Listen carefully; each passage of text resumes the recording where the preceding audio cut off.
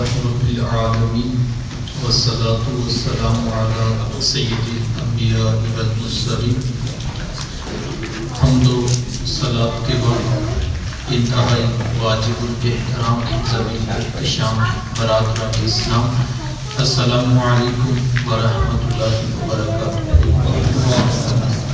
باتوفیق باری تعالیٰ مجھے اور آپ کو ہفتہ وار فہم قرآن کلاس میں شرکت کا شرف حاصل ہو رہا ہے۔ دعا گو ہوں کہ اللہ تعالیٰ کتاب رحمت قرآن مجید کا فہم اور نور ہمیں نصیب فرمائے۔ جس مقصد کے لیے آپ احباب دور و نزدیک سے سفر کر کے پورے اہتمام کے ساتھ جمع ہوئے ہیں، اللہ کی بارگاہ میں میں اس کی ذات کا شکر بجا لاتے ہوئے آپ احباب کا شکریہ ادا کرتا ہوں۔ اللہ تعالیٰ مجھے اور آپ کو حقیقت میں قرآن فہمی کا نور نصیب فرمائے۔ آمین۔ آج کی یہ نشست بڑی بابرکت نشست ہے کہ آج پہلی سورۃ الفاتحہ ہے، جہاں سے آغاز قرآن مجید ہو رہا ہے۔ تو میں اور آپ پڑھنے کی ترتیب یہ ہوا کرے گی کہ میں سب سے پہلے تلاوت کر لیا کروں گا اور اس کے بعد لفظی ترجمہ ہوا کرے گا اور پھر معنی مفہوم اور کچھ ضروری تشریحات آپ کے سامنے رکھوں گا، اور آخر پر میں دوبارہ پھر ایک بار لفظی ترجمہ کر دیا کروں۔ تو یہ ترتیب ہوگی۔ تو اس میں شروع میں ہم سبق تھوڑا رکھیں گے، لیکن اس کے کم رکھنے کا مقصد یہ ہے کہ آپ پورا ہفتہ اس کو جا کے ریوائز کریں گے۔ تو زیادہ نہیں، انشاءاللہ 2 سے 3 پاروں میں وہی لفظ بار بار ریپیٹ ہوں گے، تو 3 پاروں کے بعد انشاءاللہ ہمیں جو ہے وہ بڑا خوب اچھی طرح خود ترجمہ کرنے کی صلاحیت پیدا ہو جائے گی۔ تو پھر ساتھ ساتھ ہم سبق کی روٹین میں آگے اضافہ بھی کرتے جائیں گے۔ کتاب رحمت قرآن مجید سورۃ الفاتحہ۔ اعوذ باللہ من الشیطان الرجیم، بسم اللہ الرحمن الرحیم، الحمد للہ رب العالمین، الرحمن الرحیم، مالک یوم الدین، ایاک نعبد و ایاک نستعین، اهدنا الصراط المستقيم، صراط الذين أنعمت عليهم غير المغضوب عليهم ولا الضالين، آمين۔ صدق الله العظيم۔ لفظی ترجمہ سماعت کیجیے۔ بسم اللہ الرحمن الرحیم۔ با کا لفظی ترجمہ ہے ساتھ۔ اس نام کو کہتے ہیں اللہ، یہ ذات باری تعالیٰ کا ذاتی نام نامی اسم گرامی ہے۔ الرحمن بڑا مہربان، الرحیم بہت زیادہ رحم فرمانے والا۔ الحمد تمام تعریفیں، للہ لام کا معنی ہے لیے، اللہ کے لیے، رب پروردگار پالنہار، عالمین تمام جہانوں کا۔ یہ اردو میں ہم لفظ بولتے ہیں عالم، یہ جہان کو کہتے ہیں، عالمین یہ اسی کی جمع ہے۔ الرحمن بہت مہربان، الرحیم بہت رحم فرمانے والا۔ مالک یہ اردو کا لفظ جو مالک ہے، یہ وہی لفظ ہے مالک۔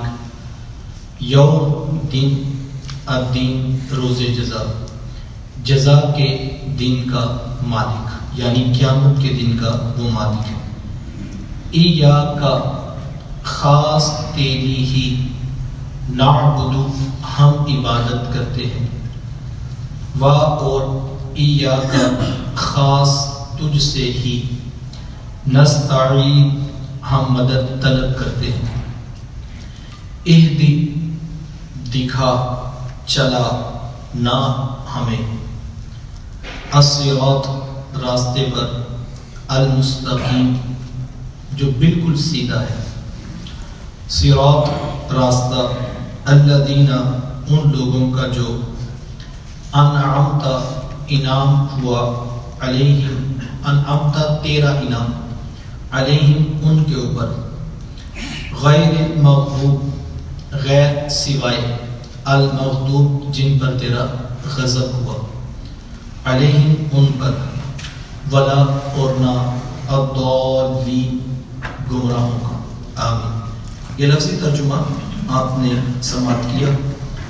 سورۃ الفاتحہ یہ وہ بابرکت سورہ نور ہے کہ جس سے کتاب رحمت قرآن مجید کا آغاز ہو رہا ہے۔ کتاب رحمت قرآن مجید کی 114 صورتیں ہیں، جن میں سورۃ الفاتحہ یہ وہ کتاب ہے، یہ وہ سورت ہے کہ جس کو سب سے پہلے آغاز میں مصحف کی ترتیب میں رکھا گیا۔ ویسے آپ جانتے ہیں کہ اللہ کے رسول صلی اللہ علیہ وآلہ وسلم کے اوپر جو پہلی وحی کا نزول ہوا وہ سورۃ العلق کی پہلی 5 آیات ہیں۔ اقرأ بسم ربک الذی خلق خلق الانسان من علق اقرأ وربک الاکرم الذی علم بالقلم علم الانسان ما لم يعلم۔ تو یہ 5 آیات ہیں جن کا حضور علیہ السلام کے سینہ اطہر پر سب سے پہلے نزول ہوا۔ لیکن آج ہم دیکھ رہے ہیں کہ قرآن مجید کی سورۃ الفاتحہ یہ سب سے پہلے آغاز میں ہمیں دکھائی دیتی ہے۔ قرآن مجید کی آیات جب نازل ہوا کرتی پوری سورت یا بارگی میں نازل نہ ہوتی، بعض اوقات اس کی چند آیات نازل ہوتی، بعض اوقات چھوٹی صورتوں میں پوری سورت پوری نازل ہو جاتی محبوب علیہ السلام کے دل اقدس پر۔ تو مختلف مقامات پر مختلف صورتوں کی مختلف آیات کا نزول ہوا۔ پھر اللہ کے رسول صلی اللہ علیہ وآلہ وسلم اپنے کسی صحابی کو بلاتے اور حضور علیہ السلام ان کو یہ فرما دیتے کہ یہ فلاں صورت کی آیات ہیں، ان کو فلاں صورت کی فلاں آیات کے آگے لکھ دو، ان کو فلاں صورت کی فلاں آیات سے قبل لکھ دو۔ تو اگر آپ ذوق لینا چاہیں تو میں یہ کہہ سکتا ہوں کہ قرآن مجید کا نزول حضور علیہ السلام کے دل اقدس پر ہوا۔ اللہ تعالیٰ نے اپنی حکمتوں کے مطابق قرآن مجید کو نازل فرمایا، جس موقع پر جون سی آیات کی رہنمائی درکار ہوتی اس طرح کی آیات، اس طرح کے احکامات نازل فرماتی۔ لیکن ذرا غور کیجئے گا، ہم آج حفاظ ہیں، ہمیں پورا قرآن یاد ہے، تو ترتیب ایک پورا چیپٹر ہے قرآن مجید کا۔ آج آپ دیکھیں گے بہت سارے آپ کو حفاظ ایسے ملیں گے کہ جو پچھلی آیت بھی جانتے ہیں، جو اگلی آیت بھی جانتے ہیں، لیکن یہ اس وقت جب پورا قرآن نازل ہو چکا۔ لیکن ذرا غور کیجئے اللہ نے محبوب علیہ السلام کو کس قدر حافظہ عطا کیا تھا اور کتنی بڑی ذہانت عطا کی گئی تھی کہ جیسے جیسے قرآن اترتا جاتا سارا قرآن محبوب کی نگاہوں کے سامنے ہوتا۔ اور پھر حضور اسلام خود فرماتے کہ فلاں سورت کی میں نے اتنی آیات لکھوائی تھی، یہ ان کے آگے رکھ دو اور یہ والی آیات ان کے پیچھے رکھ دو۔ اللہ اکبر، کس قدر اللہ نے، اور یہ ہوتا بھی کیوں نہ، جب محبوب علیہ السلام کے سینہ اطہر پہ قرآن نازل ہوتا تو حضور علیہ السلام جلدی جلدی ان کو ادا کرنا چاہتے۔ اس کے پیش نظر 2-3 باتیں ہوتی۔ ایک حکمت علماء نے یہ لکھی کہ اللہ کا پیغام یہ اتنی بڑی امانت تھی کہ حضور جلدی جلدی امت تک پہنچانا چاہتے۔ تو آقا کریم علیہ السلام جب جلدی جلدی امت تک پہنچانا چاہتے تو اللہ تعالیٰ نے محبوب علیہ السلام کے لیے پیغام دوبارہ بھیجا، کہا محبوب آپ فکر مند نہ ہوئیے، جس رب نے آپ کے دل پر اس کو اتارا ہے وہ تمہاری آپ کی زبان پر بھی اس کو نازل فرما دے گا، وہ آپ کی زبان پر بھی اس کو جاری کر دے گا۔ تو محبوب یہ ہمارے ذمہ کرم پہ ہے، آپ اتنی جلدی نہ کیجیے۔ تو پورا قرآن محبوب علیہ السلام کی نگاہوں کے سامنے اللہ تعالیٰ نے تو سب سے پہلے سورہ الگ بھیجی تھی اور ہمارے سامنے آج سورہ فاتحہ دکھائی دے رہی ہے جو سب سے پہلے مصحف کی ترتیب میں موجود ہے۔ تو اگر آپ ذوق لیں تو میں یہ کہہ سکتا ہوں کہ قرآن نازل تو عرش سے ہو رہا تھا، اس کو ترتیب مدینے والے لگا رہے، اور جس جگہ پر حضور اسلام نے سورتوں کی آیات کو رکھ دیا، قیامت تک وہ آیات اسی طرح پڑھی جائے۔ بلکہ آپ نے علماء سے یہ مسئلہ سنا ہوگا کہ اگر آپ نے سورہ فاتحہ کے بعد جو ہے وہ سورہ نصر کی تلاوت کی ہے تو پھر آپ اس سے پیچھے نہیں جا سکتے، آپ نے اگلی رکعت میں اس سے آگے والی سورت ہی پڑھنی۔ تو ذہن میں سوال تو پیدا ہوتا ہے کہ پڑھنا تو رب کا کلام ہی ہے، اگر میں نے پہلی رکعت میں سورہ نصر پڑھنی ہے تو دوسری رکعت میں سورہ کافرون بھی تو پڑھ سکتا ہوں۔ لیکن علماء نے کہا نہیں، اس ترتیب کا لحاظ پیش نظر ہے کہ آپ نے اس سے آگے والی سورت پڑھنی ہے تو یار پیچھے بھی تو رب کا کلام ہے، سارا ہی مالک کا کلام ہے، تو پھر آگے والی کیوں پڑھنی ہے؟ تو لگتا یوں ہے کہ اس کی حکمت یہ ہے کہ رب صرف یہ نہیں چاہتا کہ تم قرآن پڑھو، بلکہ رب یہ چاہتا ہے جب میرے حضور آ کے پڑھو تو اس طرح پڑھو جس طرح میرے رسول نے ترتیب بتا دی، تو اسی ترتیب سے پڑھو گے تو ہمیں اچھا لگے گا، جبکہ رب کا ہی کلام ہے اور آپ پہلے یہ سورت پڑھ لیں بعد، لیکن جب نماز میں ہوں گے تو پھر سورتوں کی ترتیب کا بھی لحاظ رکھنا پڑے گا۔ اللہ اکبر، کتنی بڑی رفعت ہے حضور اسلام کی کہ جو اللہ نے محبوب کو قرآن عطا کیا، قیامت تک کے لیے حفاظ تراویح کے اندر اسی ترتیب سے پڑھیں گے جس ترتیب سے محبوب علیہ السلام نے قرآن مجید امت کو دیا ہے۔ تو یہ بہت بڑی لطف کی بات ہے کہ آپ ہم سورہ الگ سے آغاز نہیں کر رہے، آج اس آغاز کا آپ کو لطف آئے گا، ہم وہاں سے آغاز کر رہے ہیں جہاں حضور نے امت کو قرآن دی، سبحان اللہ۔ اور سورۃ الفاتحہ کا انتخاب اللہ کے رسول صلی اللہ علیہ وسلم نے، اگرچہ یہ حضور علیہ السلام نے جو انتخاب کیا یہ انتخاب بھی رب کی طرف سے تھا، لیکن ظاہری طور پر تو اللہ کے رسول صلی اللہ علیہ وسلم کی چاہت پر سورۃ الفاتحہ کو سب سے پہلے رکھا گیا۔ اور ایسا ہوتا بھی کیوں نہ، حضور خود فرماتے ہیں، صحابی کا نام ہے حضرت ابی بن کعب رضی اللہ تعالیٰ، اللہ کے رسول صلی اللہ علیہ وآلہ وسلم جلوہ فراست سے ابا حضور کے پاس بیٹھے تو حضور علیہ السلام نے کسی شخص سے کہا کہ ابی بن کعب کو بلا کر، تو کوئی بلانے کے لیے گیا تو ان کو کہا کہ اللہ کے رسول آپ کو بلا رہے۔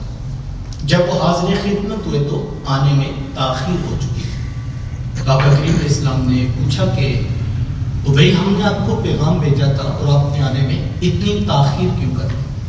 انہوں نے عرض کیا کہ حضور میں نماز پڑھ رہا تھا اور مجھے جیسے ہی آپ کا حکم ملا تو حدیث کے لفظ ہیں کہ حضرت ابی بن کعب رضی اللہ تعالیٰ عنہ عرض کرتے ہیں حضور حکم سنتے ہی میں نے نماز کو مختصر کر اور میں مختصر جلدی نماز مکمل کر کے میں حاضر خدمت ہوں۔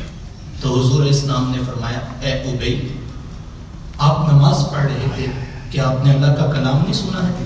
یا ایھا الذین آمنوا استجیبوا للہ وللرسول اذا دعاکم، اے ایمان والو جب اللہ اور اس کا رسول تمہیں پکارے تو پھر سارے کام چھوڑ کے حاضر خدمت ہو۔ سبحان اللہ۔ وہ نماز پڑھ رہے تھے اور انہوں نے ہفتے پہلے عرض کر دیا حضور میں مختصر کر کے آیا ہوں۔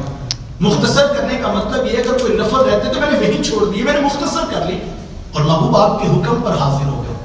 تو حضور فرماتے تھے چلو نماز ہی پڑھ رہے تھے، تم نماز پڑھ کے ہی آئے ہو، مختصر ہی کی ہے، لیکن اس مختصر کرنے کے بعد پھر آیت سنا دی تاکہ قیامت تک آنے والوں کو دین سمجھ آ جائے کہ نماز بھی تو محبوب کے ہی حکم پہ پڑھ رہے تھے۔ سبحان اللہ۔ تو اگر محبوب نے بلا لیا تو پھر تم نماز چھوڑ کے آ جاتے، چونکہ جب اللہ اس کا رسول بلا لے تو پھر سارے کام چھوڑ کر حاضر خدمت ہونا ہے۔ اللہ اکبر، اصل بندگی اس تاجور کی ہے، اصل تو نہیں ہوتی ہے رسول فقط اطاع اللہ۔ قرآن نے کہا نا کہ جس نے رسول کی اطاعت کی وہ ایسے ہے جیسے اس نے اللہ کی اطاعت کی۔ تو جب حضور نے بلایا تو ابی آپ کو جلدی آ جانا چاہیے۔ اچھا حدیث ختم نہیں ہوتی، پہلے تو کہا میں مختصر کر کے آیا ہوں، حضور نے پھر آیت پڑھ کر سنائی اور پھر حکم بتا دیا۔ اس کے بعد حضرت ابی بن کعب رضی اللہ تعالیٰ عنہ نے اللہ کے رسول کی بارگاہ میں عرض کیا پلکیں بچھا کر کہ حضور آج کے بعد آئندہ ایسا کبھی بھی نہیں ہوگا، حضور آپ جب بلائیں گے حاضر خدمت ہو جاؤں گا، نماز بھی پڑھنا ہوگا۔ عرض کی نا کہ حضور آج کے بعد ایسا نہیں ہوگا، مطلب کیا؟ اگر نماز میں بھی ہوں گا محبوب تیرا حکم آ گیا میں سارے کام چھوڑ کے حاضر خدمت ہو جاؤں۔ اور یہی اسلام سکھانا چاہتا ہے اپنے ماننے والوں کو کہ اس محبوب کی اطاعت کرو۔ قرآن نے یوں ہی تو نہیں کہا وَأَنْتُمُ الْأَعْلَوْنَ، تم ہی کامیاب ہو، تم ہی بامراد ہو، تمہارے ہی سروں پہ عزتوں کے تاج رکھیں، لیکن شرط ہماری ہے اِن كُنتُم مُؤْمِنِينَ، اگر تم محمد عربی کے سچے غلام ہو، اگر تم ان کی اطاعت میں کھڑے ہو فوز و فلاح کامیابیاں تمہیں عطا کی جائے۔ اب حاضر خدمت ہوئے اور حضور علیہ السلام نے کیا فرمایا؟ حضور فرمایا اے ابی میں آپ کو قرآن مجید کی ایک ایسی صورت نہ بتا دوں کہ اس جیسی نہ صورت تورات میں ہے، نہ زبور میں ہے، نہ انجیل کے اندر ہے. اور آگے حضور نے خود فرمایا اے ابی اس جیسی دوسری صورت خود قرآن کے اندر بھی موجود تھی. عرض کی حضور کیوں نہیں آپ ارشاد فرمائے؟ تو حضور فرمایا کہ ابی آپ نماز میں کیا پڑھتے ہیں؟ تو عرض کی حضور میں سورہ فاتحہ کی تلاوت کرتا ہوں. تو حضور فرمایا کہ وہ صورت جس جیسی نہ صورت تورات میں ہے، نہ زبور میں ہے، نہ انجیل میں ہے، نہ خود قرآن مجید میں ہے. فرمایا وہ سورت الفاتحہ ہے. اس جیسی دوسری کوئی اور صورت قرآن مجید کے دامن میں بھی موجود نہیں ہے. اس صورت کا ایک نام جو ہے وہ سورۃ الشفا ہے، اور اس پہ معروف روایت مفسرین نے تقریباً تمام مفسرین نے اس روایت کو نقل کیا کہ حضرت امام بخاری علیہ رحمہ نے لکھا ہے کہ حضرت ابو سعید خدری رضی اللہ تعالیٰ وہ فرماتے ہم صحابہ کے ساتھ جو ہے وہ سفر کر رہے تھے کہ رستے میں ایک جگہ پر ہم نے قیام کیا تو قریب ایک بستی تھی. تو ہم نے ان کو کہا کہ ہمیں بھوک لگی ہے، اگر تمہارے پاس کوئی چیز ہو تو ہمیں کھانے کے لیے دے. فرماتے کہ ہم نے ان کو میزبانی کا شرط دینا چاہا لیکن انہوں نے قبول نہ کیا. ہم وہیں پر قیام پذیر تھے کہ ان میں سے تھوڑی دیر کے بعد ایک شخص دوڑتا ہوا آیا اور اس نے آ کر کہا کہ ہمارے سردار کو جو ہے وہ ایک بچھو نے ڈس لیا ہے، تو کیا تم میں کوئی ایسا شخص ہے جو اس کا علاج کر سکے؟ تو حضرت ابو سعید خدری رضی اللہ تعالیٰ فرماتے کہ میں نے کہا میں ہوں وہ شخص جو تمہارے سردار کا علاج کر سکتا ہے. تو اس نے کہا پھر جلدی چلو جا کر جو ہے وہ علاج شروع کرو. فرماتے کہ چونکہ انہوں نے ہمیں کھانا نہیں کھلایا تھا تو ہم نے کہا بھی ہم علاج اس طرح نہیں کریں گے، پہلے تم سے جو ہے وہ کوئی قیمت اور عوض طے کریں. تو کہتے ہیں اس نے پوچھا کہ چونکہ سردار تو درد سے تڑپ رہا تھا تو ہم نے کہا کہ ہم تم سے 30 بکریاں لیں گے. انہوں نے قیمت طے کر لی. تو حضرت ابو سعید خدری رضی اللہ عنہ ان کے ساتھ چلے تو گئے اور جا کر جو ہے وہ سورہ فاتحہ شریف پڑھ کر دم کیا اور اللہ نے اس سورت کی برکت سے بخاری شریف کی روایت کا اسی وقت اس کو شفا دی. سبحان اللہ.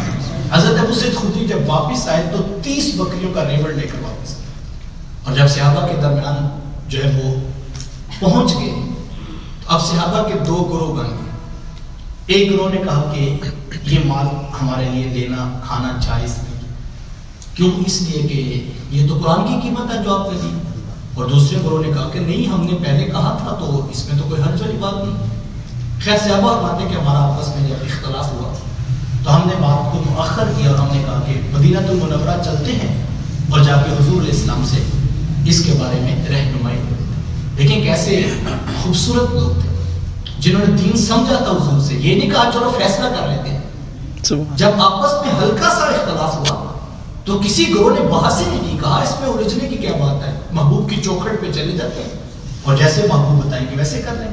حاضر خدمت ہو کے ساری کہانی حضرت ابو سعید خدری رضی اللہ تعالیٰ عنہ نے محبوب علیہ السلام کی بارگاہ میں عرض کی. تو بات سننے کے بعد حضور میں ابو سعید خدری آپ کو کیسے پتا چلا کہ یہ سورت پڑھتے تو شفا ہو جائے گی؟ تو انہوں نے عرض کیا کہ حضور ایک دن آپ کی دہلیز پہ بیٹھا تھا تو آپ نے بتایا تھا کہ سورہ فاتحہ کے اندر اللہ نے ہر مرض کا علاج اور شفا رکھی ہے. تو حضور آپ سے ہی تو سنا تھا تو میں اس وقت تو انہوں نے ہمیں کھانا بھی نہیں کھلایا تھا تو میں اس وقت یہی بات ذہن میں تھی تو میں نے اسی طرح جو سورہ فاتحہ پڑھ دی. تو میرے حضور مسکرائے اور حضور فرمایا کہ پھر تو ان بکریوں کے اندر ہمارا حق بھی بنتا ہے چونکہ یہ دم تو سکھایا ہم نے تھا، یہ شفا کی صورت کا پتہ تو ہم نے بتایا تھا اور پھر باقاعدہ حضور اسلام نے وہ گوشت تناول کیا تاکہ صحابہ کے جو ہے وہ شکوک و شبہات دور ہو جائے. تو یہ سورۃ الفاتحہ کی شفا پر بہت بڑا حوالہ بخاری شریف کے دامن میں موجود ہے. تو آج بھی اگر کوئی شخص پورے تیقن کے ساتھ جو ہے وہ اس صورت کا دم کرے اور مریض کو پلایا جائے تو اللہ اس کو شفا دیتا ہے. لیکن اگر آج شفا نہ آئے تو پھر ہمیں قرآن مجید کی حقانیت پر تو سورۃ الفاتحہ کی شفا والی صورت ہونے پر تو پورا یقین ہے چونکہ یہ حضور نے فرمایا ہے اور محبوب کا فرمایا ہوا ہر فرمان حق ہوا کرتا ہے. لیکن اگر شفا نہ ہو تو علماء نے لکھا ہے کہ پھر پڑھنے والے کی روحانیت میں بھی کمی ہے. اگر کامل شخص ہوتا کامل قرآن پڑھتا تو پھر اس کا رنگ ضرور نصیب ہوتا اور اس کو شفا ضرور نصیب ہوتی. لیکن اس کا یہ مطلب بھی کوئی اس آیت یا اس بخاری شریف کی روایت سے یہ نہ لے کہ شاید وہ جو ہے وہ دم والے کا ریٹ بڑھ جائے، تو ایسا کوئی مفہوم نہیں ہے۔ مقصد قرآن مجید کی حقانیت اور قرآن مجید کا سورۃ الشفا کا بہت بڑا حوالہ ہے، اور صحابہ کے اندر یہ بات جو ہے وہ رائج تھی کہ صحابہ اس سورت کو سورۃ الشفا بھی کہا کرتے تھے۔ اس کا ایک نام مفسرین نے بھی گنوایا، اس کو ام الکتاب بھی کہا جاتا ہے، اس کا ایک نام ام الکتاب، اور اس پر علماء نے کہا کہ چونکہ اسلام کا جو خلاصہ ہے وہ سورۃ الفاتحہ میں موجود ہے، تو پورے قرآن مجید کا خلاصہ عقائد و نظریات کے حوالے سے، اعمال کی دعوت کے حوالے سے ساری چیزیں اس کے اندر موجود ہیں، تو لہٰذا یہ ام الکتاب بھی کہلاتی ہے۔ سورۃ الفاتحہ کا ایک نام سورۃ الفاتحہ ہی ہے، جو کہ یہاں سے کھولنے والی فاتحہ، تو یہ کتاب قرآن مجید کھولنے والی یہاں سے آغاز ہو رہا ہے، اس کا ایک نام سورۃ الفاتحہ بھی۔ اس پر ایک رائے یہ ہے کہ سورۃ الفاتحہ پر کہ یہ سورت جو ہے وہ شان نزول کے حوالے سے مکی ہے یا کہ مدنی، تو اس سورت کا ایک نام اللہ کے رسول صلی اللہ علیہ وسلم نے سبع مثانی بھی گنوایا ہے، کہ سبع کہتے ہیں 7 کو، مثانی کہتے ہیں 2 بار، یعنی یہ 7 آیات 2 بار نازل ہوئی یا 2 بار پڑھی گئی۔ تو مفسرین نے کہا کہ جو ہے وہ بعض نے کہا کہ یہ سورت مکہ المکرمہ میں نازل ہوئی، اور بعض نے کہا کہ یہ سورت مدینہ المنورہ میں نازل ہوئی۔ تو تطبیق کی صورت مفسرین نے یہ لکھی ہے کہ یہ سورت 2 بار نازل ہوئی ہے، ایک بار سورت مکہ میں نازل ہوئی، ایک بار یہ سورت مکہ المکرمہ میں نازل ہوئی، اور ایک بار یہ سورت مدینہ المنورہ میں نازل ہوئی۔ تو 2 بار اس کا نزول ہوا، تو یہ شخص مکے کو بھی حاصل ہوا، یہ شخص مدینے کو بھی حاصل ہوا، کہ اللہ نے اپنی اس سورت کو 2 بار نازل فرمایا۔ تو سبع مثانی بھی اس کو اسی لیے کہا جاتا ہے۔ پھر اس سورت کی 7 آیات ہیں، اس پر جو ہے وہ امام شافعی علیہ رحمہ اور امام احمد بن حنبل رضی اللہ تعالی عنہما، یہ 2 فقہ کے بڑے آئمہ ہیں، جن کا اس بات پر اتفاق ہے کہ یہ جو سورت کے شروع میں آغاز میں بسم اللہ شریف لکھی ہے، یہ اس سورت کا جز ہے اور یہ اس کے اندر شامل ہے، لہذا وہ فرماتے ہیں کہ یہ 7 آیات اسی طرح بنتی ہیں۔ لیکن امام اعظم امام ابو حنیفہ علیہ رحمہ وہ فرماتے کہ یہ بسم اللہ شریف اس سورت میں سورت کا جز نہیں ہے، قرآن کا جز نہیں ہے، بلکہ صراط الذین انعمت علیہم یہ ایک الگ آیت ہے، اور غیر المغضوب علیہم ولا الضالین یہ الگ آیت ہے۔ تو اس طرح 7 آیات ہیں، اور بسم اللہ شریف سورت کا جز نہیں ہے۔ لیکن یہ بات ذہن نشین ہے کہ اس بات پر کوئی اختلاف نہیں کہ بسم اللہ الرحمن الرحیم جو تسمیہ شریف ہے، یہ جو ہے وہ قرآن مجید کا جز ہے، 19 پارے کے اندر باقاعدہ یہ ایک آیت کا جز ہے۔ وَإِنَّهُ بسم اللہ الرحمن الرحیم، جب حضرت سلیمان علیہ السلام کی داستان کو بیان کیا گیا تو اس کے اندر یہ باقاعدہ ایک آیت کا جز ہے۔ تو بسم اللہ شریف قرآن مجید کا جز تو ہے، اس میں اختلاف ہے کہ بعض آئمہ نے یہ کہا کہ جو سورتوں کے آغاز میں بسم اللہ شریف ہوتی ہے تو یہ سورت کا جز ہوتی ہے، لیکن احناف کا موقف یہ ہے کہ یہ اس سورت کا جز نہیں ہوتی، لیکن جو ہے وہ یہ سورتوں میں فاصلہ کرنے کے لیے کہ یہاں سورت ختم ہو گئی ہے اور اگلی سورت کا آغاز ہے، اس لیے بسم اللہ شریف آئی ہے۔ تو دونوں صورتوں میں چونکہ آیت تو سب مانتے ہیں، چونکہ آیت کا تو جز ہے، قرآن مجید کا حصہ تو ہے، تو یہ ایک علمی اختلاف ہے اہل علم کے ہاں، تو میں نے یہ آپ کے ہاں سامنے رکھ دیا کچھ چھوٹی موٹی ہلکی پھلکی علمی بات جو آئمہ کی ہو یا فقہاء کی ہو یا مفسرین کی، وہ میں آپ کے سامنے رکھوں گا، بہت زیادہ تفصیلات نہیں، چونکہ ہم جو ہے وہ کوئی باقاعدہ عالم کورس تو کر نہیں رہے، لیکن کچھ چیزیں جو ہے وہ ہم ضرور سیکھیں تاکہ ہمیں وہ اصطلاحات، وہ لفظ اور وہ چیزیں سمجھ میں ہیں کہ حقیقت میں چیزیں ہیں کیا، اور اس سے فائدہ یہ ہوگا کہ آپ لوگ جب عملاً زندگی میں جائیں گے تو قرآن مجید جس نے اس طرح سے پڑھا ہوگا اس کو یقین جانے وہ چپ سی لگ جائے گی، وہ پھر بات بات میں اختلاف نہیں کرے گا، اسے پتہ ہوگا کہ اختلاف جو ہے وہ ایک حسن ہے۔ اللہ کے رسول صلی اللہ علیہ وسلم کی حدیث بھی ہے، حضور نے اسلام نے فرمایا کہ علم پر بحث کرنا یہ جہاد کا درجہ رکھتا ہے، یعنی علم پر بحث، دو اہل علم آپس میں گفتگو کر رہے ہوں، بحث چل رہی ہو، بحث چل رہی ہو، اختلاف ہو رہا ہو اور دونوں اطراف سے علمی دلائل پیش کیے جا رہے ہوں، تو اس کام کو اللہ کے رسول نے اتنا پسند کیا کہ حضور اسلام نے فرمایا کہ یہ علم پر بحث کرنا جہاد کے بعد ہے۔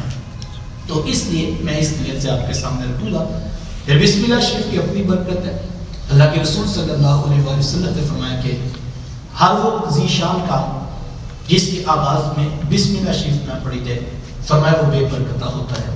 تو برکت حاصل کرنے کے لیے اب اس سے بڑی اور کیا برکت ہوگی کہ رب کا کلام شروع ہو رہا ہے، اس سے پہلے بھی بسم اللہ سے آغاز ہوگا. تو رب کے کلام کے اندر آغاز میں بسم اللہ شریف ہے، تو ہمیں جو ہے وہ بسم اللہ الرحمن الرحیم سے برکات حاصل کرنی چاہیے. پھر ایک روایت میں ہے کہ یہ سورۃ الفاتحہ کے بارے میں حضور اسلام نے فرمایا کہ یہ عرش کے نیچے کا خزانہ تھا جو آپ نے مجھے عطا کیا.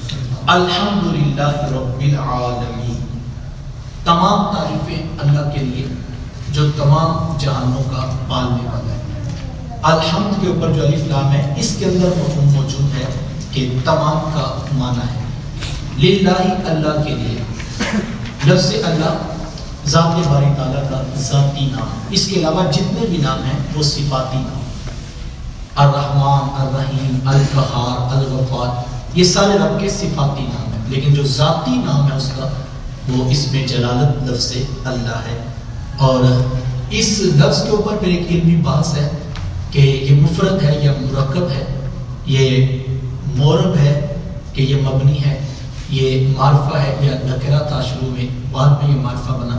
تو ایک علمی بحث ہے، پھر کسی دن کسی اور مقام پر میں آپ کے سامنے رکھوں گا. تو لفظ اللہ یہ اللہ تعالیٰ کا ذاتی نام ہے. اور یہ بات ذہن نشین رہے کہ ابو علی سینا کی مجلس لگی تھی اور جو ہے وہ بڑے بڑے لوگ اس مجلس کے اندر بیٹھے تھے. شیخ شبلی کا جو ہے وہ وہاں سے گزر ہوتا ہے اور شیخ شبلی کے گرد لوگ جمع ہو جاتے ہیں. شیخ شبلی لفظ سے اسم ذات کے جو ہے وہ معانی اور مفاہیم سے ہٹ کر اس نام کی برکات کے اوپر گفتگو کریں. ایک ہوتا ہے علمی بحث ہے، لیکن ایک اس نام کی کتنی برکت ہے یہ آپ بتا رہے ہیں کہ لفظ اللہ کے نام کی مالا جپنے سے جو ہے وہ انسان کے دل میں نور پیدا ہوتا ہے اور گناہوں سے نفرت ہوتی ہے، نیکی کا نور نصیب ہوتا ہے. تو ابو علی سینا ایک بہت بڑا فلسفی تھا اور آپ جانتے ہیں کہ فلسفی اور منطقی ابحاث میں الجھے ہوئے لوگ یہ لفظوں کی جو ہے وہ کھال ادھیڑنے کا مزاج رکھتے ہیں. تو جب ابو علی سینا نے سنا کہ اللہ اللہ کہنے سے دل بدل جاتا ہے، نور پیدا ہوتا ہے، نیکی کا جذبہ پیدا ہوتا ہے، تو بے ساختہ اٹھ کھڑا ہوا کہنے لگا حضرت یہ آپ کیا کہتے ہیں؟ اللہ کی ذات تو مؤثر ہے، یہ تو میں مانتا ہوں کہ اس کی ذات میں تاثیر ہے، لیکن نام میں کیا رکھا ہے؟ اور بطور حوالہ اس کو دیتے ہوئے کہا کہ اگر ایک شخص سارا دن جو ہے وہ کہے آگ آگ آگ تو اس کی زبان نہیں جانتی. آگ کے وجود کے اندر تاثیر ہے، لفظ آگ میں تو تاثیر نہیں. اس نے کہا سارا دن آپ برف برف لیں تو آپ کا منہ ٹھنڈا نہیں ہوتا. آپ کاغذ کے اوپر آگ لکھ دیں تو کاغذ جلتا نہیں ہے، چونکہ نام ہے، لفظ ہے. تو اس نے کہا یہ بات تو سمجھ آتی ہے کہ اللہ کی ذات کے اندر تاثیر ہے، لیکن نام میں کیا رکھا ہے؟ نام تو نام. تو صوفیاء کا ایک اپنا مزاج ہوتا ہے، اللہ والوں کا اپنا مزاج ہوتا ہے. تو آپ نے اس کو حکمت سے سمجھایا کہ نہیں، باقی ناموں کی بات ہو رہی ہے، یہ خالق کا نام ہے، یہ رب کا نام ہے، اس کے اندر جو ہے وہ تاثیر موجود ہے. لیکن وہ خیر ماننے کے لیے نہیں آ رہا تھا. تو جب اس کی بات سمجھ میں نہ آئی تو شیخ شبلی علیہ الرحمہ نے اپنا انداز بدلا اور کہا ابو علی سینا میں تیرے سے کیا بحث کروں، تجھے تو اتنی سادہ سی بات سمجھ نہیں آ رہی، تو بالکل گدھا ہے. جب یہ جملہ کہا تو ابو علی سینا کا چہرے کا رنگ بدل گیا. اس کے منہ سے جھاگ نکلنے لگی کہ میں نے اتنی بڑی علمی بحث چھیڑی ہے اور بڑے مجمع میں مجھے گدھا کہہ دیا. تو رنگ سرخ ہو گیا اور غصے میں لال پیلا ہونے لگا. تو کہنے لگا حضرت میں نے اتنی بڑی بات کہی اور آپ نے مجھے بڑے مجمع میں گدھا کہہ دیا جب بات کا جواب دیا. تو شیخ شبلی مسکرا پڑے، کہا ابو علی سینا گدھا کہنے سے تو گدھا ہوا تو نہیں، صرف نام بولا تھا، صرف لفظ ہی بولا تھا، لیکن تیرے چہرے کا رنگ بدل گیا. اگر گدھے کا نام تیرے چہرے کا رنگ بدل سکتا ہے، خالق کا نام تیرے دل کا ڈھنگ بھی بدل سکتا ہے. سبحان اللہ. تو یہی تو سمجھا رہا تھا تجھے کہ ناموں کے اندر بھی تاثیر ہوتی ہے، اور اللہ کا نام تو پھر اللہ کا نام ہے. یہ سمجھ میں نام بھی ہے، بس لفظ سے اللہ اللہ کہتے جاؤ تو دل کی دھڑکن کے ساتھ جب اس کا ردم بن جاتا ہے تو پھر نور پیدا ہوتا ہے. اور حضرات صوفیاء کا بہت بڑا مشرب ذکر الہی رہا ہے. تو مجھے اور آپ کو بھی اس نام کی مالا جپنی چاہیے اور اس نام کے اوپر جو ہے اپنے قلب کو ذکر کی جو ہے لطافتوں سے آشنا کرنا چاہیے. یہی وہ ذکر تھا جس کو کرنے کے بعد جو ہے سلطان باہو علیہ رحمہ بول اٹھے, اندر بوٹی مشک مچایا رہتے جہاں پھلا پہ آئی. تو یہ کیفیت بنتی ہے بسم اللہ الرحمن الرحیم کے بعد الحمدللہ, تمام تعریفیں اللہ کے لیے. رب العالمین, جو تمام جہانوں کا پالنے والا. لفظ رب یہ اللہ تعالیٰ کا صفاتی نام ہے, پالنے والا. رب کس کو کہتے ہیں؟ وہ ذات کہ جو کسی چیز کو اس کی استعدادی ضروریات کے تحت درجہ بدرجہ کاملیت تک پہنچا ہے. جتنی ضرورت ہے, جس وقت ضرورت ہے, جس درجے تک ضرورت ہے, وہاں تک پہنچا دینا یہ رب کی ذات کا کمال ہے. آپ اس کی بہت ساری مثالیں جو ہے وہ آدم کے اندر دیکھ سکتے ہیں. ایک چھوٹا سا چوزا چھوٹی سی خوراک لے کر بڑھتا بڑھتا بالآخر ایک مرغے کے سائز کا ہو جاتا ہے. ایک اونٹ کا بچہ بڑھتا بڑھتا اونٹ کے سائز تک پہنچتا ہے. کبھی آپ ایسا نہیں دیکھیں گے کہ اگر اونٹ کو چارہ نہ کھلایا جائے تو وہ چھوٹا ہوتا ہوتا چوزے کے سائز کا ہوتا ہے. اور کبھی آپ ایسے نہیں دیکھیں گے کہ چوزے کو اگر بہت ساری فیڈ دے دی جائے تو بڑا ہوتے ہوتے وہ اونٹ تک ہو جائے. کوئی ذات تو ہے جس نے کنٹرول میکانزم ڈیزائن کیا ہے. اب جتنا بھی کھلا رہے وہ وہاں تک پہنچے گا. اونٹ نہ بھی کھائے گا تو اس کا قد جو ہے وہ اپنی ضروریات کے مطابق وہ نشو و نما پائے گا. یہی کائنات کا رب ہے کہ جو اپنی جس کو جتنی ضرورت ہے اس کو اتنا عطا کرتا ہے. صرف ایک حضرت انسان ہے جو پریشان ہے, ورنہ کائنات عالم میں کون کون سی شے ہے جو اس کے رب ہونے پہ یقین نہیں کرتی. ایک پتھر کے اندر ایک کیڑا موجود ہے, وہ پریشان نہیں ہے کہ میں پتھر کے اندر بند کر دیا گیا ہوں تو میرے تو باہر نکلنے کا بھی راستہ کوئی نہیں ہے, تو مجھے رزق کہاں سے ملے گا؟ کیونکہ اس کو پتا ہے کہ جس رب نے مجھے پتھر کے اندر رکھا ہے وہ یہاں رزق دینے پہ بھی قادر ہے. تو ایک کیڑے کو تو یقین ہے, لیکن حضرت انسان پریشان ہے کہ اگر میں یہاں بیٹھ گیا تو مجھے کہاں سے ملے گا. تو یہ تیقن قرآن مجید کی پہلی آیت ہمیں دے رہی ہے کہ تمہارا جس کے ساتھ تعلق بن رہا ہے, پہلی آیت قرآن کی یہ سکھا رہی. پورا قرآن دیکھیں کہاں لے کر جائے گا انسان. بہت بڑی ٹینشن, بہت بڑا مسئلہ انسان کے رزق کا, انسان صبح سے لے کر شام تک پریشان ہے. تو اس کے ہاتھ میں سورۃ الفاتحہ پہلی آیت یہ پکڑا رہی ہے کہ رب العالمین ہے جس کے ساتھ تیرا تعلق بن رہا ہے. صرف تیرا خالق نہیں ہے, تمام جہانوں کا پیدا کرنے والا وہ, تمام جہانوں کا پالنہار وہ ہے, تمام جہانوں کو رزق دینے پہ قدرت وہ رکھتا ہے. تم اس کے ساتھ تعلق رکھتے ہو اور تمہارا اس کے ساتھ رشتہ بنتا چلا جائے تو پھر تمہیں فکر ختم ہو جاتی ہے. کسی بڑی کمپنی کے ساتھ آپ کی جاب کا ایگریمنٹ ہو جائے تو ہمارے دوست کہتے ہیں جناب فکر ختم ہو جاتی ہے. یہ برانڈ ہے, جتنے مرضی حالات ہوں یہ برانڈ ہے جناب, یہ ایگزسٹ کرے گا. یہ ملٹی نیشنل کمپنی ہے جناب, یہ ایگزسٹ کرے گی, یہ اپنے ورکر کو اکیلا نہیں چھوڑتی. بڑا ناز ہوتا ہے نا. یہ بھی کووڈ آیا تو وہ کتنے دوستوں سے کہا کہ آپ کہتے ہیں جناب ہماری انٹرنیشنل کمپنی ہے, انہوں نے کہا آپ گھر بیٹھے سب کچھ گھر ملے گا. یار ایک کمپنی پر, ایک برانڈ پر, ایک باس کے اوپر اتنا یقین ہے کہ ہم کہتے تھے جناب اتنا یقین ہے کہ ہم گھر بھی بیٹھے تھے کہ ہماری سیلری اکاؤنٹ میں آئے گی.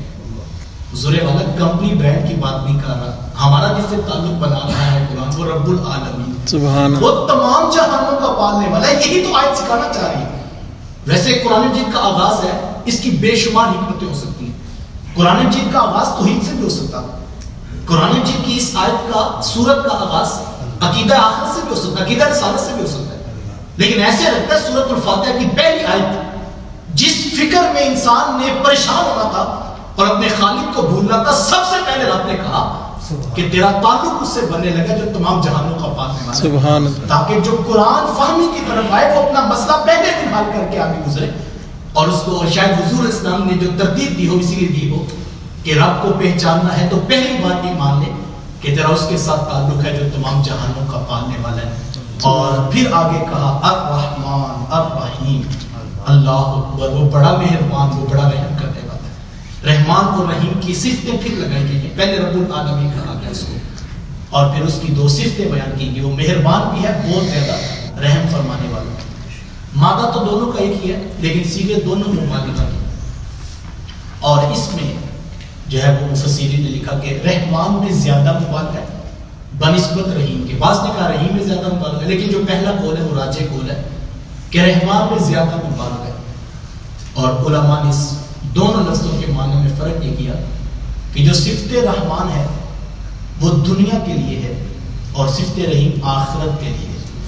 صفت رحمان دنیا میں موجود ہر شخص کے لیے، کوئی اس کو مانگتا ہے تو اس کو بھی عطا کرتا ہے، کوئی نہیں مانگتا تو اس کو بھی عطا کرتا ہے. کیوں عطا کرتا ہے؟ جو مانگتا نہیں اس کو کیوں عطا کرتا ہے؟ ذہن میں سوال تو پیدا ہوتا ہے. یہ میرا اور آپ کا مزاج ہے، تو ہمیں نہ مانے تو ہم کہتے ہیں ٹھیک ہے، ہم بھی کل سے تم پر جب شفقت نہیں کریں گے، ٹھیک ہے اگر آپ مانگتے نہیں تو ہم آپ کو دیں کیوں. یہ انسان کا مزاج ہے کہ جب کوئی مانگنے نہ اس کو تو اسے اپنا ہاتھ کھینچ لے. لیکن یہاں دونوں صفتیں تھیں، لیکن پہلے رحمان کا ذکر کیا کہ وہ رحمان اتنا ہے، کوئی مانے پھر بھی عطا کرتا ہے، کوئی نہ مانے پھر بھی عطا کرتا ہے. یہ اس کی صفت رحمان ہے اور یہ دنیا کے لیے. کفار کا صلہ صرف دنیا میں ہے، آخرت میں ان کا کوئی حصہ نہیں رہا. قرآن مجید نے واضح کہا وَمَا لَهُمْ خَلَاقٌ، ان کا آخرت میں کوئی حصہ نہیں ہوگا جس شخص نے انکار کیا. لیکن دنیا میں اللہ اس کو عطا کرے. اور بعض اوقات ہم دیکھتے ہیں کہ دنیا میں وہ ان کو زیادہ عطا کرتا ہے. اس کرنٹ ایرا میں آپ دیکھ سکتے ہیں جتنے غیر مسلم ممالک ہیں وہ لیڈ کر رہے ہیں. تو اس میں بہت ساری وجوہات ہیں. تو ایک تو ہمارا امتحان ہے، دوسرا ہمارا جو ہے محنت سے دل چرا لینا ہے. لیکن ایک حکمت یہ ہے کہ وہ جو مانتا اس کو بھی عطا کرتا ہے، وہ جو نہیں مانتا اس کو بھی عطا کرتا ہے. اور ایک روایت میں تو فرمایا گیا اگر ہمیں مسلمانوں کی دل جوئی کا لحاظ نہ ہو تو ہم کافروں کے گھروں کی سیڑھیوں کو بھی سونے کا بنا دیں. لیکن مسلمانوں کا دل ہے جس کا لحاظ پیش نظر ہے، ورنہ ان کو اتنا عطا کرے کہ ان کے گھر بھی سونے چاندی کے ہو جائیں. لیکن مسلمانوں کی دل جوئی کی خاطر ایسا نہیں ہوگا. تو رحمان ہے کہ دنیا میں ہر کسی کو عطا کرے. لیکن صفت رحیم وہ خاص طور پر اہل ایمان کے لیے ہے، اور وہ اس کی صفت رحیم کا صحیح جو مظاہرہ ہوگا وہ کل قیامت کے دن محشر کے میدان میں. اچھا، اس نے اپنے رحمان اور رحیم ہونے کا اعلان کیا کہ میں بہت رحمان ہوں، میں بہت رحیم ہوں. اور آپ نے فوراً کہہ دیا مالک یوم الدین، میں روز جزا کے دن کا مالک ہوں. وہ ایک دن جس کے بارے میں قرآن نے کہا 50,000 سنہ، وہ ایک دن 50,000 سال کا ہوگا. صرف ایک دن قیامت کا 50,000 سال کا. فوری طور پہ اپنا دوسرا تعارف جب کروا دیا. اور میں کہتا ہوں کہ ان دو آیات کے آپس کی ترتیب سے ہمیں تربیت کا جوہر ملتا ہے. ذرا غور تو کیجئے، پہلے کہا میں رب العالمین ہوں، پھر کہا رحمان بھی ہوں، رحیم بھی ہوں. تو انسان جو ہے بے لگام ہونے لگا، اس کے ذہن میں یہ تصور آنے لگا کہ وہ رحمان بھی ہے، رحیم بھی ہے، بخش دے گا. تو ساتھ فوراً ایسے لگتا ہے جیسے کلوز کر دیا موضوع کو اور انسان کو واپس کھڑا کیا. خیال کرنا، بے لگام کا ہو جانا. اگر وہ رحمان ہے، اگر وہ رحیم ہے تو مالک یوم الدین بھی اسی کی صفت ہے. وہ روز جزا کے دن کا مالک ہے جہاں تمہیں جمع ہونا ہے اور اس کے حضور ایک ایک عمل کا تمہیں حساب دینا ہوگا. تربیت کا اس سے بڑا ضابطہ کوئی نہیں. یہاں سے دو باتیں سمجھ آ رہی کہ تربیت میں دونوں پہلو غالب رہتے ہیں. کبھی جو ہے وہ امید دلائی جاتی ہے اور کبھی خوف دلایا جاتا ہے، اور انہیں دونوں چیزوں سے تربیت ہوتی ہے. ہم اپنے اولاد کی تربیت کرنا چاہیں تو قرآن مجید کی 2 آیتوں سے روشنی لے سکتے ہیں. بعض اوقات ہوتا ہے بندہ کہتا ہے کہ نہیں بچوں کو کچھ نہیں کہنا، یہ جو کرتے ہیں کرنے دو جناب، کوئی ٹینشن نہیں، بچپنے کی عمر ہے. تو اگر یہ سب کچھ کرتے رہیں، ان کو روکنا ہی نہیں، تو یہ پہلی صفت کا تو اظہار ہو رہا ہے، دوسری کا نہیں ہو رہا. تو قرآن مجید نے کیسا خوبصورت انداز دیا کہ تم صرف رحمت کے بازو نہ پلانا، تم نے تربیت کرنی ہے. قرآن کا مزاج دیکھ لو، قرآن نے فوراً مالک یوم الدین کہہ کر انسان کو کٹہرے میں بھی کھڑا کر دیا کہ تمہاری رب کی دونوں صفتیں ہیں اور دونوں کا اظہار ہونے والا ہے. آگے فرمایا ایاک نعبد و ایاک نستعین. ایاک خاص، نعبد تیری ہی ہم عبادت کرتے ہیں. ایاک خاص تیری ہی، نعبد ہم عبادت کرتے ہیں. اچھا، ایاک جو ہے یہ مفعول ہے اور نعبد یہ فعل اور فاعل ہے. فعل کہتے ہیں کام کو، فاعل کہتے ہیں کام کرنے والے کو، اور مفعول کہتے ہیں جس پر کام واقع ہوتا ہے. یہ سادہ سی تعریفات آپ کے ذہن میں ہوں گی. تو ایاک کا مفعول ہے، نعبد فعل اور فاعل. ضابطہ یہ ہے کہ پہلے فعل اور فاعل آتے ہیں اور پھر مفعول آتا ہے عربی میں. جیسے ہمارے عام مثال دی جاتی ہے داربا زیدن امرن، داربا مارا، زیدن زید نے، امرن امر کو، تو پہلے فعل آیا، پھر فاعل آیا، پھر مفعول آیا، ضابطہ یہی۔ لیکن یہاں پر مفعول پہلے آ گیا اور نعبدو فعل اور فاعل پہلے آئے، تو اس کا سادہ سا بازوق سا جواب اہل علم نے یہ دیا کہ یا کا اس لیے پہلے رکھا کہ خالق پہلے ہوتا ہے، سبحان اللہ، جس کی عبادت کی جا رہی وہ تیری ہی، تو نعبدو ہم عبادت کرتے ہیں، تو کہا کہ یہ عجز ہے بندے کا، اس کو سکھایا گیا کہ پہلے تیری ذات ہے پھر ہم عبادت کرتے ہیں، تو یہ مفہوم یہاں سے اخذ کیا جاتا ہے۔ لیکن جو اہل علم گرامیٹیکل اس کا معنی بتاتے ہیں، فرماتے ہیں کہ جب مفعول کو فعل اور فاعل پر مقدم کرتے ہیں، مفعول کو فاعل پر جب مقدم کیا جاتا ہے تو اس سے حسر کا معنی لینا مراد ہوتا ہے۔ اگر یہ اس طرح ہوتا نعبدو ایاکا تو پھر ہونا تھا ہم تیری عبادت کرتے ہیں، لیکن ایاکا پہلے آیا تو اب کیا معنی بنا؟ ہم تیری ہی عبادت کرتے ہیں، یعنی تیرے علاوہ کسی اور کی عبادت کرتے نہیں، یہ تصور بھی نہیں آ سکتا۔ تو کہا یہ مفعول کو پہلے رکھ کر وہ مفہوم حسر کا حاصل کر لیا کہ ہم تیری ہی عبادت کرتے ہیں، وَإِيَّاكَ نَسْتَعِينُ، اور ہم تجھ سے ہی مدد طلب چاہتے ہیں۔ اللہ اکبر۔ عبادت کیا ہے؟ اللہ کے حضور سجدہ ریز ہو جانا، اپنی پیشانی جھکا دینا، اس کو خالق رازق مالک مانتے ہوئے اس کے حضور سجدہ ریز ہو جانا، یہ عبادت کا مفہوم ہے۔ اور یہ حضرت انسان کو شرف ہے کہ اللہ تعالیٰ نے تمام عبادات کا مجموعہ حضرت انسان کو عطا کیا۔ علماء فرماتے ہیں کہ جو درخت ہیں، کائنات کی ہر شے اس کے حضور عبادت کر رہی ہے۔ کہا کہ جو درخت ہیں وہ قیام کے اندر ہے، جو چوپائے ہیں یہ رکوع کے اندر ہے، اور جو مینڈک ہے یہ تشہد کی حالت میں ہے، اور جو رینگنے والے جانور ہیں، کیڑے مکوڑے ہیں، کہا وہ سجدے کی حالت میں جھکے ہوئے۔ لیکن ایک حضرت انسان کو ان ساری عبادات کا روپ ایک نماز کی صورت میں دے دیا، کیونکہ اشرف المخلوقات اس کو سارے رنگ دیے گئے، قیام بھی دیا گیا، رکوع بھی دیا گیا، سجدہ بھی دیا گیا، اس کو تشہد بھی عطا کی گئی۔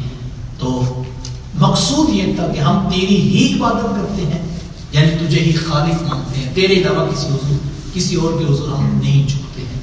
اور یہ بات ذہن نشین ہے، اللہ کے رسول صلی اللہ علیہ وآلہ وسلم جو خوبصورت دین لے کر اس میں سجدے کی عبادت کی کسی مفہوم میں کسی طرح سے بھی کوئی گنجائش کسی دوسرے شخص کے لیے موجود نہیں۔ بطور مومن ہمیں یہ نظریہ بالکل واضح سمجھنا چاہیے۔ میں نے غالباً گزشتہ جمعہ المبارک پر یہ بات کہی تھی کہ حضور علیہ السلام نے واضح حدیث موجود ہے، فرمایا کہ اگر میری شریعت میں رب کے علاوہ کسی کو سجدہ جائز ہوتا تو میں عورت کو حکم دیتا کہ وہ اپنے شوہر کو سجدہ کرے، لیکن سجدہ صرف اللہ کی ذات کو ہے، اور اللہ کے علاوہ کسی کے آگے جھکنا، کسی کو سجدہ کرنا یہ انتہائی غیر مناسب ہوگا، قطعی حرام ہے سجدہ کرنا، یہ بات یاد رکھیں۔ بات پہ کوئی وضاحت قابل قبول نہیں۔ اگر کوئی شخص سجدہ کرتا ہے کسی جگہ پر اللہ کے علاوہ تو اس کا وہ سجدہ قبول نہیں، وہ شرک کے اور کفر کے ضمن میں آئے گا۔ بالکل ایک مومن کو باوقار زندگی دی گئی ہے اور خالق کا ہو کر زندگی گزارے تو اس کو اسلام کا، روحانیت کا اور توحید کا اس کو درس نصیب ہو۔ اور آگے فوری کہا کہ صرف عبادت نہیں، ہم مدد بھی تیرے سے طلب کرتے ہیں، وَإِيَّاكَ نَسْتَعِينُ، اور ہم تجھ سے ہی مدد چاہتے ہیں۔ اور اس میں بڑی ساری تفصیلات ہیں، وہ آگے بڑھیں گے، وقت میرے سامنے ہے اور میں آگے بڑھنا چاہوں گا۔ اللہ کے رسول صلی اللہ علیہ وآلہ وسلم نے آقا کریم اسلام کی امت کو یہی مزاج دیا۔ قرآن مجید کی واضح آیت ہے، یا ایھا الذین آمنوا استعینوا بالصبر والصلاۃ، اے ایمان والو صبر اور نماز سے مدد طلب کیا کرو۔ یہاں مفہوم اگر آپ غور کریں کہ صبر اور نماز سے مدد طلب کیا کرو، مدد چاہا کرو، وہ جو نستعین ادھر بھی آمنوا استعینوا وہی لفظ ہے، صیغہ مختلف ہے، یہاں جمع متکلم کا اور وہاں جمع غائب کا ہے۔ اے ایمان والو استعینوا، مدد چاہا کرو، کس سے؟ ادھر تو سکھایا گیا اللہ سے چاہنے، لیکن ابھی کہا بالصبر والصلاۃ، نماز صبر سے بھی اور نماز سے بھی۔ تو یہاں سے مفہوم سمجھ آتا ہے کہ صبر اور نماز سے مدد طلب کی جا سکتی، اور اس میں بہت ساری چیزیں ہیں، آگے انشاءاللہ ہم سیکھیں گے۔ اہدنا الصراط المستقیم، چلا ہمیں सीधे रास्ते पर। बाद मुफस्सिरीन ने इसका माना दिखा के माने में किया कि हमें सीधा रास्ता दिखा, लेकिन अहले इल्म ने कहा कि नहीं, इहदिना का माना यहाँ जो है वो चलाने के मफहूम में होगा। और उसकी बड़ी खूबसूरत वज़ाहती तफसीर बयान की गई कि हदायत के दो माना हैं, एक होता है इरादतुत तरीक और दूसरा होता है इसाल इलल मतलूब। कोई शख्स, सादा सी मिसाल देता हूँ, कोई शख्स अगर आपसे कोई रास्ता पूछे, मैं यहाँ बाहर खड़ा था तो कोई शख्स गुजरा तो उसने कहा कि जो वो फलां शख्स का, हमायूं साहब का घर किधर है, तो मैंने कहा राइट होके लेफ्ट होके सामने जो है वो घर है। तो एक तो ये तरीका, मैंने उसको रास्ता दिखा दिया, लेकिन अब वो जो चला है आगे जाके चांस है कि वो शायद भूल जाए या उसको दोबारा गाइडेंस की जरूरत पड़ जाए। ऐसा होता है, रूटीन का मैटर। आपने कहा कि फलां शख्स का घर किधर है, उसने बताया जनाब दाएं से बाएं होके पहली गली से राइट, फर्स्ट घर उनका है।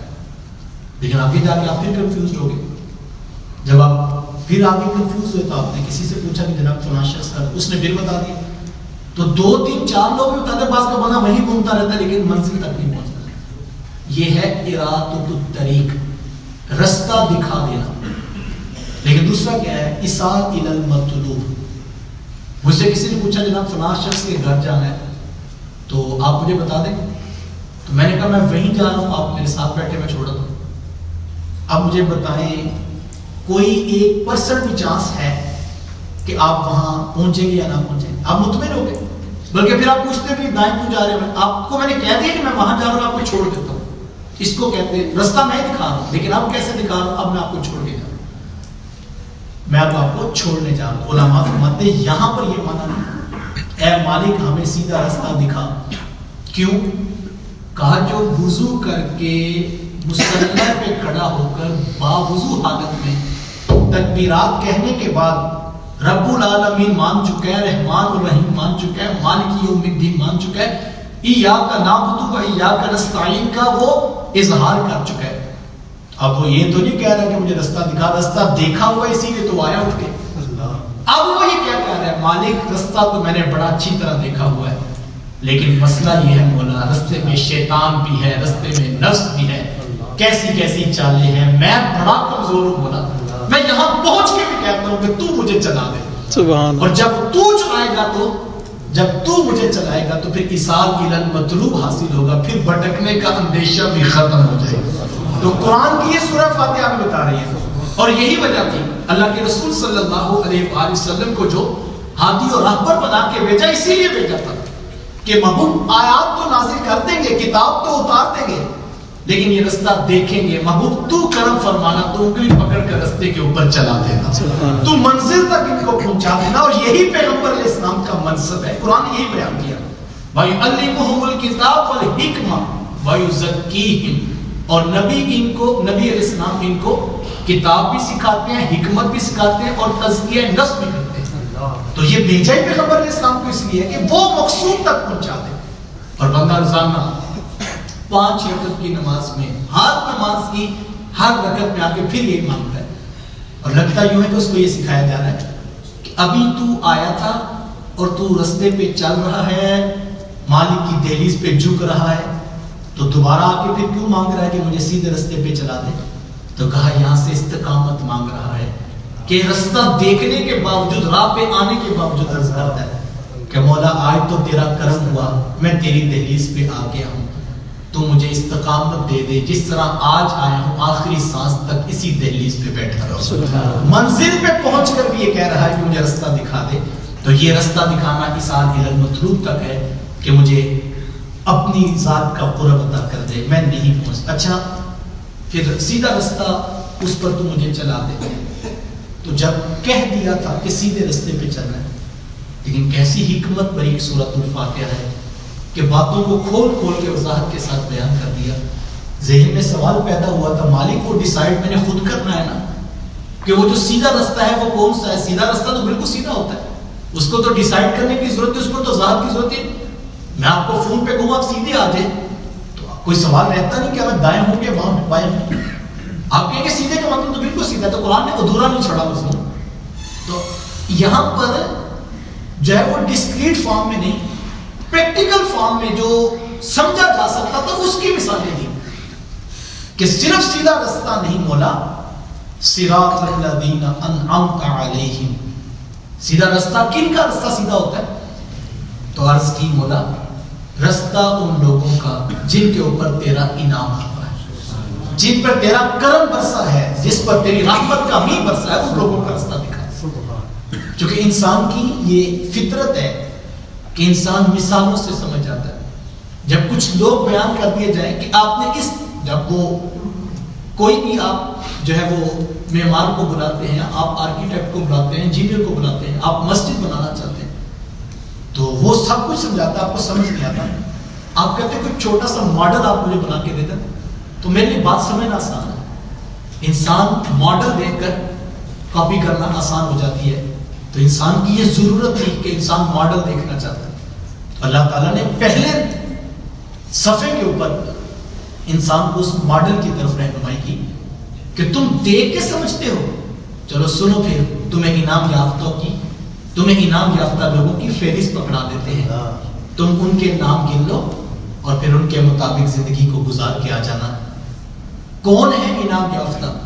تو قرآن مجید نے دوسری جگہ پر اس کی وضاحت کر دی، انعم اللہ علیہم من النبیین والصدیقین والشہداء والصالحین۔ یہ چار گروہ گنوا دی۔ انعام یافتہ کی بات آئی تو سب سے پہلے انبیاء کرام علیہ السلام کا نام لیا گیا۔ یہ انعام یافتہ لوگ ہیں۔ کون انعام یافتہ لوگ ہیں؟ صدیقین یہ انعام یافتہ ہیں، شہداء انعام یافتہ ہیں، صالحین پاکیزہ لوگ ایمان والے یہ انعام یافتہ ہیں۔ ہم روزانہ ان کا رستہ مانگ رہے ہیں۔ اگر امت محمدیہ میں دیکھیں، چونکہ پچھلی امتوں کا ہمارے پاس ڈیٹا نہیں ہے کہ ہم اس ڈیٹا بیس ریسرچ کو دیکھ کر کچھ جو ہے نام گن لیں کہ ہم نے جن کو فالو کرنا ہے، تو وہ تو ڈیٹا نہیں ہے ہمارے پاس سوائے انبیاء کرام علیہ السلام کے ناموں کے، اور وہ بھی وہ جو قرآن مجید نے بیان کی یا جو احادیث رسول میں حضور نے بیان کی۔ تو پہلے گروہ میں تو نام بالکل طے شدہ ہے، لیکن اگر آپ دوسرے گروہ میں آ جائیں صدیقین میں، تو روزانہ اگر میں سادے مفہوم میں کہوں کہ 5 وقت کی نماز میں ہر رکعت میں بندہ نماز کے اندر آ کر یہ کہتا ہے کہ مولا مجھے جناب ابوبکر صدیق کی راہ پہ چلا دے، سبحان اللہ، مولا مجھے جناب عمر فاروق رضی اللہ تعالیٰ عنہ کی راہ پہ چلا دے، مولا مجھے عثمان غنی رضی اللہ تعالیٰ عنہ کے راستے پہ چلا دے، مولا مجھے حضرت علی مرتضیٰ رضی اللہ تعالیٰ عنہ کی راہ پہ چلا دے۔ جو کہ انعام یافتہ تو یہی ہے۔ اور آگے بڑھے تو شہداء کی راہیں آئی تو پھر دل میں جذبہ پیدا ہونے لگا۔ ہم روزانہ تو نماز میں کہتے ہیں کہ مولا ہمیں سید الشہداء حضرت امام حسین کی راہوں پہ چلا دے، سبحان اللہ، ہمیں جو ہے وہ حضرت حمزہ کی راہوں پہ چلا دے، ہمیں جو ہے وہ حضرت ابو عبیدہ بن جراح کی راہوں پہ چلا دے، اور پھر آگے جو ہے وہ بڑھیے تو شہداء کے بعد صالحین آگے تھے۔ تو امت کا اس بات پر اجماع ہے، امت اس بات پر متفق ہے کہ جہاں بھی نیکوں کا نام آئے گا داتا گنج بخش علی اجمیری کا نام آئے گا، سبحان اللہ، خواجہ معین الدین چشتی اجمیری کا نام آئے گا، اور بایزید بستامی کا نام آئے گا، شاہ نقشبند بخاری کا نام آئے گا۔ یہ انعام یافتہ لوگ ہیں نا۔ اچھا روزانہ آ کر ہم مانگ رہے ہیں کہ یا اللہ ہمیں ان کی راہوں پہ چلا دے، اللہ اکبر۔ تو یہاں سے بہت سارے اختلافات ختم ہو جاتے ہیں کہ روزانہ تو آ کر کہتے ہیں ہمیں ان کی راہوں پہ چلا دے جن پر تیرا انعام ہوا ہے۔ اچھا جن کی راہوں پہ چلنا چاہتے ہیں وہ انعام یافتہ ہیں، ہم نے ان کا رستہ لے لیا تو منزل تو نصیب ہوگی، لیکن ساتھ ادھورا نہیں چھوڑا، یہ بھی مانگنا کہ ہمیں انعام یافتہ کی راہوں پہ چلا دے، اور ساتھ کہا غیر المغضوب علیہم ولا الضالین، مالک نہ ان کے رستے پر چلانا جن پر تیرا غضب ہوا، نہ ان کے رستے پر چلانا جن کو تو نے گمراہ کر دیا، نہ مغضوب کے رستے پر نہ گمراہوں کی راہ پہ چلانا۔ پہلے گروہ سے مراد یہود ہیں اور دوسرے گروہ سے مراد نصارہ ہیں۔ یعنی ہم روزانہ نماز میں ہر رکعت میں آ کر یہ عرض کرتے ہیں کہ مولا نہ یہودیوں کے رستے پہ چلانا نہ عیسائیوں کے رستے پہ چلانا۔ روزانہ اگر کوئی شخص 7 سال کی عمر میں نمازی بنا ہو، 40 سال کا ہو جائے تو اس کو ابھی تک یہ سمجھ نہ آئے کہ میں نے کلچر کس کا اپنانا ہے، تو اس کو سورہ فاتحہ کی اپنی نماز میں غور کرنا چاہیے نا، کہ قرآن نے تو اس کو واضح کہا تھا کہ صرف انعام یافتہ کی راہوں پہ نہیں چلنا، مجھے ان کے رستے سے بچانا، نہ یہودیوں کی راہ پہ چلانا، نہ عیسائیوں کے راستے پہ چلانا، نہ ان پر جن پر تیرا غضب ہوا، تیرا عذاب اترا، اور نہ ان پر جن کے اوپر تو اتنا ناراض ہوا کہ ان کو گمراہ کر دیا۔ روزانہ آ کر مانگ رہا ہے، نہ یہودیوں کے راستے پہ چلانا، نہ عیسائیوں کے راستے پہ چلانا، لیکن شادی بیاہ کے موقع کے اوپر کہتا ہے نہیں یہ ہم نے وہاں کیے تھے، وہاں سے دیکھا ہے، تو یہ تو ضروری ہے۔ کوئی ہندوؤں سے لے رہا ہے، کچھ یہودیوں سے لے رہا ہے، کچھ عیسائیوں سے لے رہا ہے، کچھ ٹی وی چینل سے لے رہا ہے، کچھ انٹرنیشنل مارکیٹ کو لحاظ رکھتا ہے اور اس میں اس کے مطابق اپنی شادی بیاہ کی رسمیں ڈیزائن کرتا ہے۔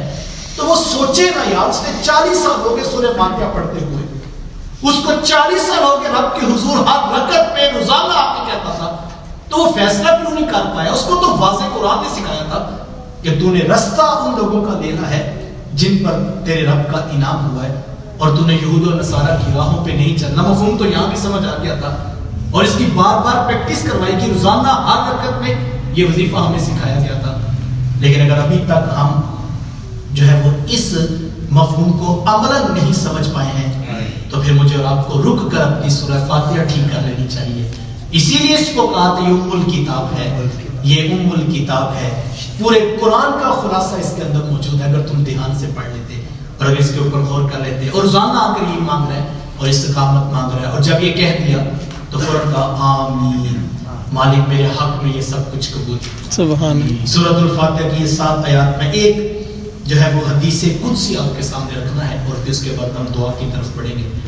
حدیث قدسی اللہ کے رسول صلی اللہ علیہ وآلہ وسلم نے سورۃ الفاتحہ کے بارے میں ارشاد فرمائی، حضور میں کہ میرا رب فرماتا ہے کہ میں نے اپنے بندے کی نماز کو 2 حصوں میں تقسیم کر دیا۔ آدھی نماز کا حصہ میرے بندے کے لیے ہے، اور اب فرماتا ہے آدھا حصہ میرے لیے، اور فرمایا کہ اس کی 3 آیات میرے لیے ہیں اور 3 آیات میرے بندے کے لیے ہیں، اور آگے درمیان میں ایک آیت رہ گئی تھی، تو کہا جو ایک آیت بچی ہے اس میں سے آدھی میرے بندے کی ہے اور آدھی میری ہے۔ سبحان اللہ۔ ذرا لطف تو لیجئے، جو آیت ہمارے ہاتھوں میں ہے، جو سورہ فاتحہ ہمارے ہاتھ میں اس وقت موجود ہے، اس کی 7 آیات میں سے رب ہو کے فرماتا ہے میرے بندے یہ آدھی تیری ہے آدھی میری۔ سبحان اللہ۔ میں تو جب یہ حدیث پڑھی کہ اللہ کے رسول فرماتے ہیں، رب فرماتا ہے یہ نصف میرے بندے کی ہے نصف میری ہے۔